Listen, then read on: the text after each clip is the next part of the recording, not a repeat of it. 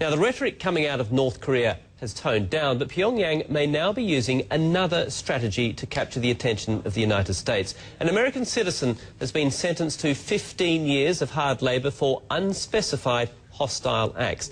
Our senior international correspondent Dan Rivers joins us now live from Seoul with the latest on this. And this could be a change of strategy, Dan.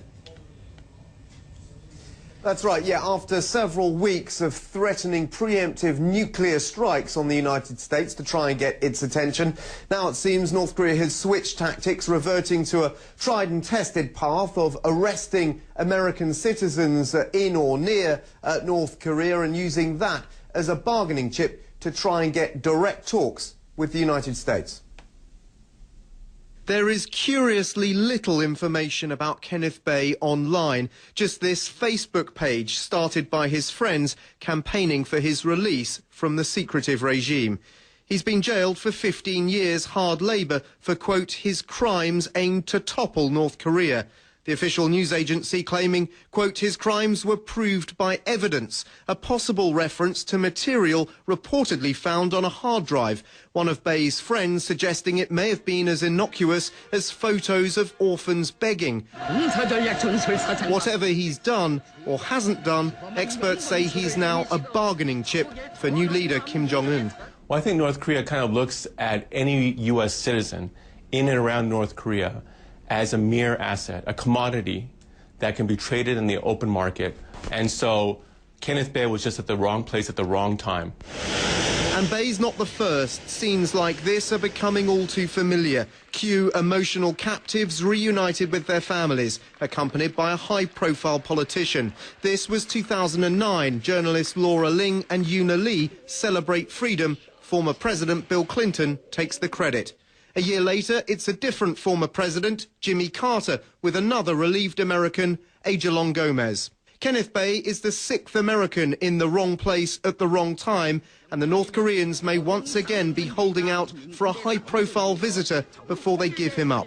What North Korea wants above all else is to enter one-on-one talks with the United States to gain concessions and get an end to punitive sanctions.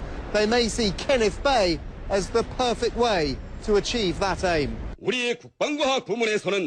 the announcement of their third successful nuclear test in February, the stakes couldn't be higher. North Korea even threatened a preemptive nuclear strike during South Korean-US war games last month.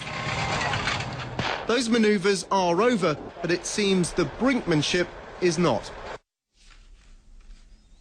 There have been suggestions, Andrew, that former President Jimmy Carter would get involved in this case. I've heard back from his spokesperson saying, in fact, he's received no invitation to go to North Korea and has no plans to visit the country either. Just on Kenneth Bae, what do we know about him? The wrong person at the wrong time seems to be a line that is being used. How much do we know about his background? We know very little, actually. We know he's a naturalised US citizen. His father still lives in South Korea. We know that Kenneth Bae studied at the University of Oregon, that his mother lives in Washington State. He, too, has spent time in Washington State, and that he ran a tour company in and out of North Korea, apparently going in and out, validly with a valid tourist visa without any problem for a number of years. Why now, particularly, they have decided to arrest him, perhaps less to do with who he is and what he is alleged to have done or not done, and more to do with the geopolitical situation, the strategic situation. North Korea desperately seeking attention, the attention of the West, particularly the United States. It's ratcheted up the rhetoric over past weeks in terms of military matters. Now it's trying this different tactic.